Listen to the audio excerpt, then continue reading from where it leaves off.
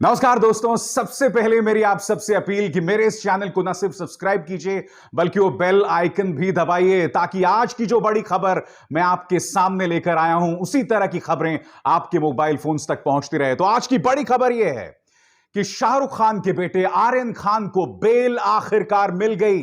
22 दिन तक narcotics control bureau की हिरासत में रहने के बाद, मुंबई की आर्थर रोड जेल में रहने के बाद आखिरकार आर्यन खान को बेल मिल गई। और बेल मिलने से पहले आपको एक चीज याद रखना होगा दोस्तों कि आर्यन खान के पास ना ड्रग्स मिले, ना उसने कुछ वसूली की और ना किसी तरह का खर्च हुआ। और यही नहीं, आर्यन खान ने का ब्लड टेस्ट भी नहीं हुआ दोस्तों, मेडिकल टेस्ट भी नहीं हुआ, जिससे साबित हो रहा था कि ड्रग्स से उनका कोई लेना देना नहीं है। मैं आपको बताना चाहता हूं दोस्तों बहुत ही त्वरित अंदाज में कि आज दरअसल अदालत में क्या हुआ। अदालत के अंदर जो सरकार की तरफ से यानी कि नारकोटिक्स कंट्रोल ब्यूरो की तरफ से जो नुमाइंदगी कर रहे थे अनिल सिंह जी, उन्होंने बहुत हास्यास्पद बातें कही। सबसे पहले उन्होंने यह कहा कि ड्रग्स को लेकर साजिश हम अभी प्रमाणित ही नहीं कर सकते हैं, उसके लिए लंबी चौड़ी जांच की जरूरत पड़ेगी। अरे जब आप साजिश साबित ही नहीं कर सकते हैं तो आपने एक 23 साल के लड़के को करीब 22 दिन तक जेल में क्यों रखा था? दूसरी बात, उन्होंने उस कथित व्हाट्सएप चैट्स का जिक्र किया जिसमें कहा कि आर्यन खान ने अपने दोस्त से कहा we will have a blast. अब ब्लास्ट का मतलब तो भोपाल की सांसद प्रज्ञा समझती होंगी, क्योंकि वो ऐसे ही एक ब्लास्ट में आरोपी भी हैं। अनिल सिंह, मैं आपसे जानना चाहता हूं कि क्या आपके बच्चे नहीं हैं? क्या आपको अंदाजा नहीं है कि जो युवा है उसका बोलचाल का अंदाज कैसा है? सिर्फ इसलिए कि उन्होंने कहा we will have a blast, तो इसको इन्होंने एक तरह से प्रमाण बना दिया कि ये लोग ड्रग्स लेने वाले थे। इसके अलावा अदालत ने उनसे पूछा कि जब आप ये कह रहे हैं कि आर्यन खान तस्करी कर रहा है, उसके पास बहुत बड़ी मात्रा है ड्रग्स की, तो आपके पास क्या प्रमाण है? तो उन्होंने कहा व्हाट्सएप चैट्स। यानी कि आप आरोप लगा रहे हैं कि एक व्यक्ति के पास कमर्शियल क्वांटिटी है और प्रमाण के तौर पर क्या है? WhatsApp chats. और बात यहां नहीं रुकती दोस्तों। आज जब अदालत में यह उन्होंने कहा कि भाई हम कॉन्स्पिरेसी साबित ही नहीं कर सकते, तो सरकारी जो शाहरुख खान के जो वकील थे मुकुल रोहतगी ने कहा कि आप कैसे साबित करेंगे, आपके पास कुछ है ही नहीं। और मुकुल रोहतगी ने दोस्तों इनकी धज्जियां उड़ा दी। मुकुल रोहतगी ने उनसे कहा कि प्रवीण गाबा और मानव, ये दो लोग थे जिन्होंने आर्यन खान को इस क्रूज में आमंत्रित किया और इन दोनों को आपने रिहा कर दिया। यही नहीं दोस्तों, मैं एक कदम और आगे जाना चाहूंगा क्योंकि ऋषभ सचदेवा, एक और चेहरा था ऋषभ सचदेवा, इन्हें भी इन्होंने रिहा कर दिया था। और ऋषभ सचदेवा भारतीय जनता पार्टी का एक नेता था।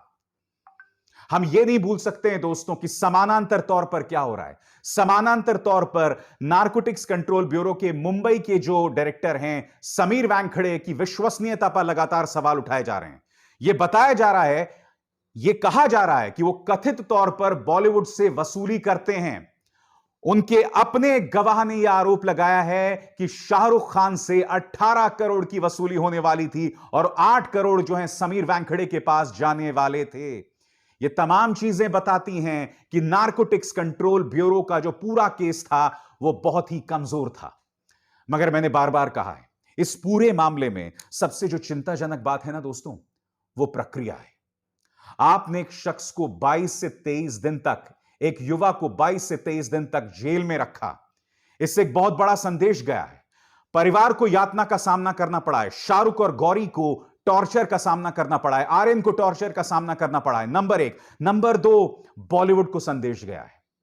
बॉलीवुड को कहा है कि अगर तुमने थोड़ी सी भी होशियारी दिखाई तो हम तुम्हारा हाल करेंगे आर्यन खान वाला। और इसकी जमीन पिछले साल से ही तैयार हो गई थी। क्या आप भूल गए कि दीपिका पादुकोण, श्रद्धा कपूर, सारा अली खान को किस तरह से इन्होंने पूछताछ के लिए बुलाया था? बात वहां नहीं रुकती दोस्तों। रिया चक्रवर्ती, आज तक उस मामले में चार्जशीट फाइल नहीं हुई है और रिया चक्रवर्ती का क्या गुनाह है अब तक यह प्रमाणित नहीं हुआ है। जो तमाम थ्योरीज की बात की जा रही थी, वो कोई भी थ्योरी जो है वो सही साबित नहीं हुई है। मैं फिर दोहराना चाहूंगा दोस्तों, the process is the punishment. क्योंकि अगर सरकार की बात में दम था, अगर नारकोटिक्स कंट्रोल ब्यूरो की बात में दम था कि आर्यन खान के अंतरराष्ट्रीय ड्रग कार्टेल्स के साथ ताल्लुकात थे, तो आप मुझे बताइए आज उन्हें बेल मिलती? इतना आपने संगीन आरोप लगाया, आपने आर्यन खान को पाब्लो एस्कोबार बना दिया। और बात वहां नहीं रुकती दोस्तों।